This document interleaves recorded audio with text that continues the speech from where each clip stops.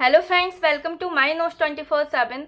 और दोस्तों, डेली की तरह आज भी मैं आपके लिए कंप्यूटर के एमसीक्यू सीरीज लेकर आई हूं, जिसमें कि हम कंप्यूटर के कुछ इंपॉर्टेंट क्वेश्चंस को डिस्कस करेंगे और उनके बारे में थोड़ा डिटेल से भी समझेंगे। तो क्वेश्चन एमसीक्यू सीरीज का आज डे 7 है, जिसमें कि मैं आपके साथ नए 15 एमसीक्यू क्वेश्चंस को डिस्कस करूँगी। तो आइए स्टार्ट करते हैं। आज का फर्स्ट क्वेश्चन है हमारा, blank files are limited to just 256 colours. मतलब कौन सी फाइलों में केवल 256 रंग ही होते हैं। ऑप्शन 1 है जेपीईजी, ऑप्शन 2 है BMP, option 3 GIF and option 4 PNG. इसका जो राइट आंसर होगा वो होगा आपका ऑप्शन 3 जीआईएफ। जीआईएफ जो गिफ्ट्स होती हैं उनमें ओनली 256 कलर्स का ही यूज किया जाता है। इसके अलावा JPEG joint picture expert group, BMP bitmap, PNG का फुल फॉर्म होता है पोर्टेबल नेटवर्क ग्राफिक्स। तो इन तीनों में लगभग मिलियंस में कलर्स का यूज किया जाता है। आप देखते होंगे जैसे कि आप कोई फॉर्म फिलअप करते हैं तो वो जेपीईजी फॉर्मेट में ही आपसे साइन एंड फोटोग्राफ्स मांगते हैं। तो इनमें मिलियंस ऑफ कलर का यूज किया जाता है। और जीआईएफ होती है जो गिफ आपकी ग्राफिकल इंटरचेंज फॉर्मेट होता है जो आपका, उसमें ओनली 256 कलर्स का ही यूज किया जाता है। नेक्स्ट क्वेश्चन है हमारा, which among the following is an example of a computer hardware. निम्नलिखित में से कौन सा कंप्यूटर हार्डवेयर का एक उदाहरण है। Option 1 compiler, option 2 operating system, option 3 motherboard and option 4 disc defragmenter. तो कंपाइलर एक सॉफ्टवेयर होता है जो कि एक ट्रांसलेटर सॉफ्टवेयर होता है जो हाई लेवल लैंग्वेज को मशीन लैंग्वेज में चेंज करता है। मशीन लैंग्वेज क्या होती है? बाइनरी लैंग्वेज जो कि 0 एंड 1 होती है। सेकेंड ऑप्शन है ऑपरेटिंग सिस्टम। ऑपरेटिंग सिस्टम क्या होता है? ये एक सॉफ्टवेयर होता है जो कि किसी भी पीसी, लैपटॉप, इवन आपके मोबाइल को चलाने के लिए भी ऑपरेटिंग सिस्टम का यूज होता है। ऑपरेटिंग सिस्टम में वो सभी चीज़ें होती हैं जिसके द्वारा एक कंप्यूटर, पीसी या फिर आपके मोबाइल को ओपन किया जाता है। बिना ऑपरेटिंग सिस्टम के आपका कंप्यूटर, मोबाइल कुछ भी नहीं चल सकता है। नेक्स्ट है आपका ऑप्शन 3 मदरबोर्ड। मदरबोर्ड क्या होता है? जिसमें आपके सभी यूएसबी पोर्ट जुड़े रहते हैं और जिसमें सारी मतलब मोस्टली जो कनेक्शन होते हैं वो आपके मदरबोर्ड से ही होते हैं। उसमें जो आपका प्रोसेसर होता है वो भी लगा होता है। और नेक्स्ट है आपका डिस्क डिफ्रेगमेंटर। तो डिस्क डिफ्रेगमेंटर क्या होता है? ये एक यूटिलिटी सॉफ्टवेयर होता है। तो आंसर है आपका ऑप्शन 3 मदरबोर्ड। मदरबोर्ड एक हार्डवेयर है जिसमें कि सभी यूएसबी पोर्ट वगैरह एंड सीपीयू यानी माइक्रो प्रोसेसर वगैरह जुड़े रहते हैं आपके। नेक्स्ट क्वेश्चन है आपका question number 3, is an unwanted electrical signal of high frequency from other equipment around. आसपास के अन्य उपकरणों से प्राप्त होने वाला उच्च आवृत्ति का एक अवांछित विद्युत संकेत है। ऑप्शन 1 नॉइस, शोर, ऑप्शन 2 वॉइस, आवाज, ऑप्शन 3 साउंड, ध्वनि एंड ऑप्शन 4 साइन वेव। तो इसका जो राइट आंसर है वो हो जाएगा आपका ऑप्शन 1 नॉइस। मतलब अन्य उपकरणों से जो उच्च आवृत्ति का एक अवांछित विद्युत संकेत है जो कि आपको डिस्टर्ब कर सकता है, वो उसे बोलते हैं नॉइस। नॉइस यानी शोर। क्वेश्चन नंबर 4 है हमारा, which of the following way can be use to view your computer on a TV screen. TV screen पर अपने कंप्यूटर को देखने के लिए निम्न में से किस तरीके का उपयोग किया जा सकता है। ऑप्शन 1 यूजिंग वायर्ड और wireless mode, option 2 using another CPU, option 3 using another monitor and option 4 it's not possible. मतलब आप तार सहित एवं तार रहित मोड में आप अपने कंप्यूटर को टीवी से कनेक्ट कर सकते हैं। ऑप्शन 2 आपको एक और सीपीयू की ज़रूरत होगी, ऑप्शन 3 एक और मॉनिटर की ज़रूरत होगी and option 4 it's not possible. मतलब ऐसा नहीं हो सकता है। तो जो राइट आंसर है आपका वो है ऑप्शन 1 वायर्ड और वायरलेस मोड। मतलब आप वायर्ड तार के द्वारा भी आप अपने कंप्यूटर को जोड़ सकते हैं टीवी स्क्रीन से, और उसके अलावा वायरलेस मोड से भी जोड़ सकते हैं। आप वाईफाई से कनेक्ट कर सकते हैं या फिर आप ब्लूटूथ से भी कनेक्ट कर सकते हैं। नेक्स्ट 5 नंबर का क्वेश्चन है आपका, every day you receive email messages from an unknown sender, what is the term used for this type of security. हर दिन आपको किसी अज्ञात प्रेषक से ईमेल संदेश प्राप्त होते हैं। इस प्रकार के सुरक्षा खतरे के लिए किस शब्द का प्रयोग किया जाता है। Option 1 spam, option 2 fishing, option 3 hacking and option 4 होता है स्पूफिंग। तो स्पैम, इसका जो राइट आंसर है वो है स्पैम। आपने देखा होगा कि आपको डेली बहुत सारे मेल्स आते हैं आपके पास, और जब आप उन्हें वो स्पैम होते हैं, मतलब वो एक सुरक्षा खतरे के तहत आता है। ऐसे ही आपके फ़ोन पर बहुत सारे कॉल्स भी आते होंगे, जब आप उन्हें ट्रू कॉलर पर सर्च करते हैं तो वो स्पैम कॉल होते हैं, ऐसा आपने भी देखा होगा। तो इसके लिए हम स्पैम वर्ड का यूज करते हैं। स्पूफिंग का मैंने आपको बताया था कि मतलब इस तरीके से हैकिंग करना कि सोर्स का पता नहीं चलता है। हैकिंग आप जानती हो, किसी दूसरे के उसका डाटा चुरा लेना हैकिंग होता है। तो इस तरीके से आपका जो आंसर हो जाएगा वो होगा स्पैम। क्वेश्चन नंबर 6 है, which of the following options in Google Drive is used to copy a file or document from a computer. Google Drive में निम्न में से कौन सा विकल्प कंप्यूटर से किसी फाइल या डॉक्यूमेंट को कॉपी करने के लिए उपयोग किया जाता है? Option 1 load, option 2 upload, option 3 transfer and option 4 make a copy. तो लोड का मतलब क्या होता है कि आप अपनी चीज़ को कहीं और, जैसे इंटरनेट से कुछ चीज़ आप डाउनलोड कर रहे हो तो उसे लोड बोला जाता है। ऑप्शन 2 अपलोड, आप अपने फ़ोन से इंटरनेट पर कुछ डाल रहे हो, जैसे आप बहुत सारे आप ऐप्स वगैरह चलाते हो, अपनी फ़ोटो वगैरह डालते हो तो उसे अपलोड करना बोलते हैं। ऑप्शन 3 ट्रांसफ़र, एक जगह से दूसरी जगह पर भेजना। Option 4 make a copy, make a copy यानी आप किसी चीज़ को कॉपी करते हो। तो ये इसका जो राइट आंसर हो जाएगा वो हो जाएगा आपका मेक अ कॉपी, यानी मेक अ कॉपी ऑप्शन के द्वारा ही आप किसी फाइल या डॉक्यूमेंट को मतलब गूगल ड्राइव में जब आप मेक अ कॉपी विकल्प का यूज करते हैं तो आप कंप्यूटर से किसी फाइल या डॉक्यूमेंट को कॉपी कर सकते हैं। नेक्स्ट क्वेश्चन है आपका question number 7, what is meant by a browser. Browser से क्या तात्पर्य है? ऑप्शन 1 है, it is a software which is use to browse source code. Second option है, it is an antivirus software. Option 3 है, it is a software that enables internet users to view web pages. And option 4 है, it is a security software. तो पहला जो option है आपका, it is a software which is use to browse source code, मतलब ऐसा software जो source code को ब्राउज करता है। Option 2, it is an antivirus, मतलब एक एंटीवायरस सॉफ्टवेयर है। Option 3, to view web pages, मतलब यह एक ऐसा सॉफ्टवेयर है जो आपको जो यूजर्स को अलाउ करता है कि वह इंटरनेट पर वेब पेजेस को देख सकते हैं। और ऑप्शन 4 है, it is a security software. इसका जो राइट आंसर हो जाएगा वो होगा आपका option number 3, it is a software that enables internet users to view web pages. मतलब यह इंटरनेट यूजर्स को इनेबल्स करता है, मतलब अलाउ भी करता है कि आप इंटरनेट पर जाकर वेब पेजेस को देख सकते हैं। मतलब ये एक ब्राउज़र है जहाँ पर आप चीज़ों को सर्च कर सकते हैं, जैसे कि आपका क्रोम हो गया, मोजिला फायरफॉक्स हो गया, ये आपके सब ब्राउज़र ही होते हैं। नेक्स्ट क्वेश्चन है question number 8, which of the following software belongs to the category of shareware.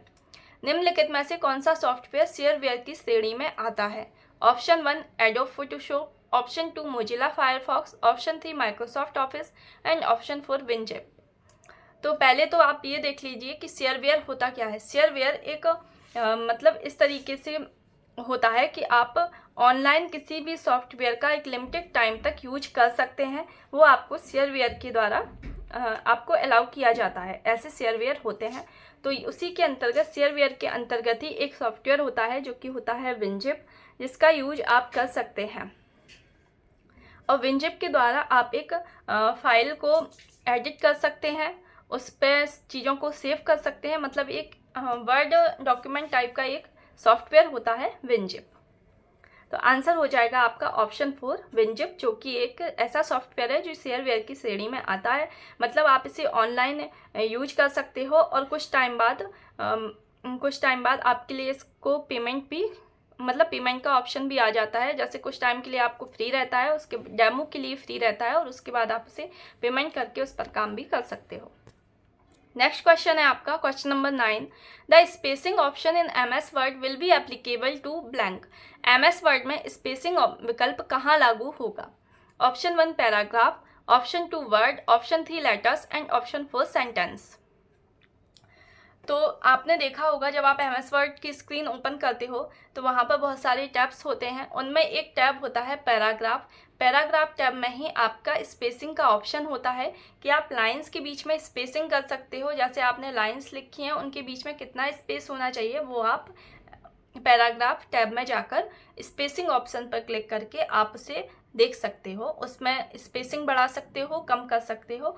तो ये आपका आंसर हो जाएगा option number 1 paragraph. Next question है, which of the following is a network node that connects to different network that use different protocols for communicating over the internet.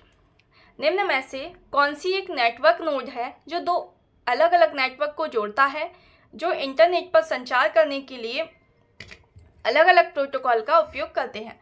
मतलब ऐसे दो networks को जोड़ता है, ऐसे दो कंप्यूटर्स को कंप्यूटर नेटवर्क को जोड़ता है जो अलग अलग प्रोटोकॉल्स का यूज करते हैं। मतलब सेम प्रोटोकॉल का नहीं, डिफरेंट प्रोटोकॉल का यूज करते हैं। ऑप्शन 1 है bridge, option 2 hub, option 3 modern and option 4 gateway. तो इसका जो राइट आंसर हो जाएगा आपका वो होगा ऑप्शन 4 गेटवे। गेटवे क्या करता है? गेटवे दो अलग अलग प्रोटोकॉल्स का यूज कर रहे दो नेटवर्क्स को आपस में कनेक्ट करता है। नेक्स्ट क्वेश्चन है आपका question number 11, the change in the appearance of the value in a cell of a spreadsheet is referred to as. मतलब स्प्रेडशीट के सेल में मान के दिखावट में परिवर्तन को किस रूप में संदर्भित किया जाता है? Option 1 spacing, option 2 design, option 3 layout and option 4 format. Answer हो जाएगा इसका ऑप्शन 4 फॉर्मेट।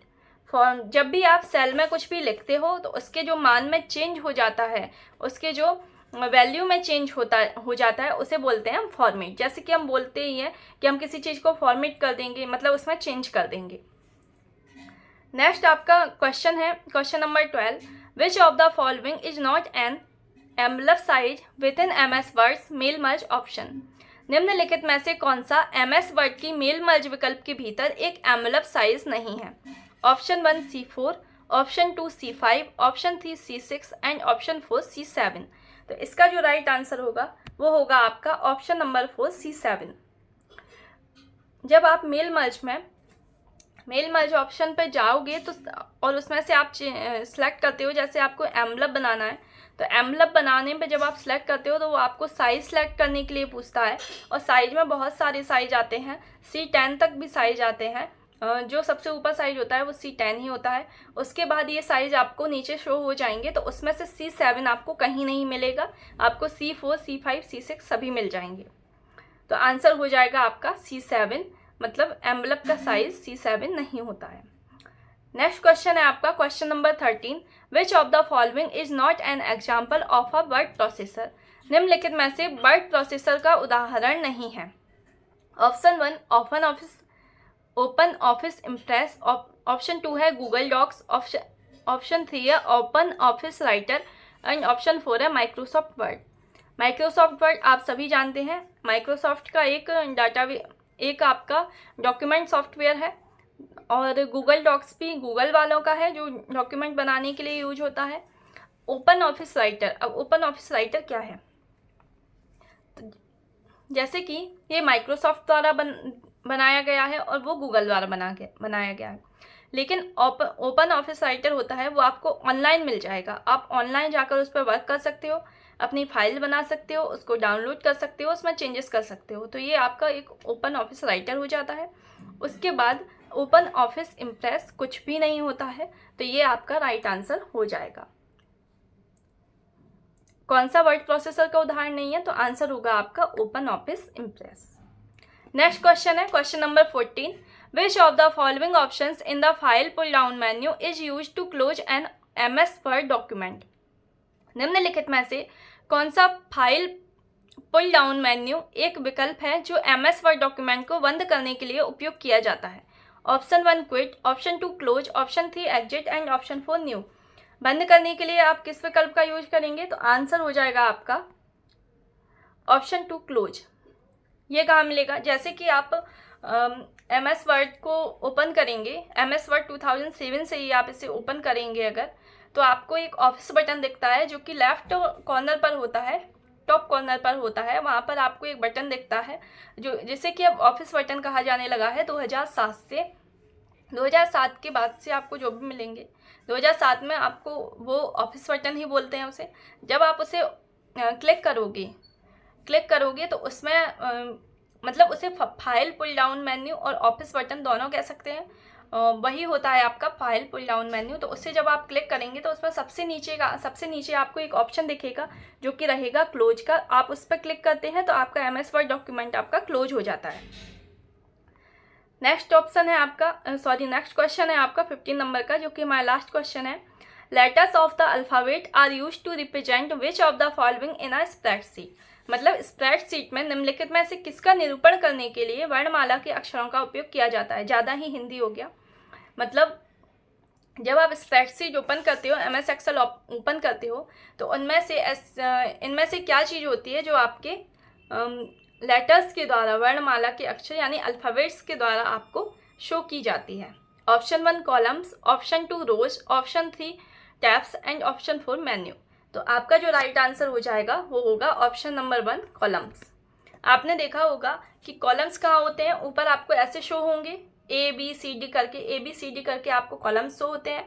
यहाँ पर ऊपर से नीचे आपको रो शोज होती हैं 1 2 3 4 करके। और जब भी आपको सेल नेम बोला जाता है तो पहले कॉलम का नेम आता है और फिर आपके रो का नेम आता है। जैसे कि आपने कॉलम ए में आपने 5th नंबर की रो में आपने कुछ भी लिखा तो उस सेल का एड्रेस क्या होगा, A5।